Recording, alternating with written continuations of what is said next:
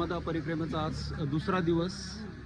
तर या दुसऱ्या दिवसामध्ये आम्ही टोटल अंतर जे सायकलवर 110 किलोमीटर जवळपास अंतर पार केलेलं आहे आणि 110 किलोमीटर अंतर पार केल्यानंतर लखनगाव मध्य प्रदेश या ठिकाणी जे आश्रम आहे कैलास आश्रम, तर त्या कैलास आश्रमच्या ठिकाणी आम्ही आज मुक्काम करणार आहोत। तर बघू शकता आपण हे कैलास आश्रम आहे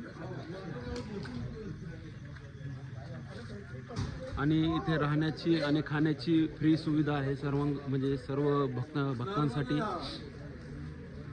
आणि राहण्याची पण एकदम चांगली सुविधा इथे उपलब्ध आहे। तर बघू शकता हे राहण्याची व्यवस्था इथे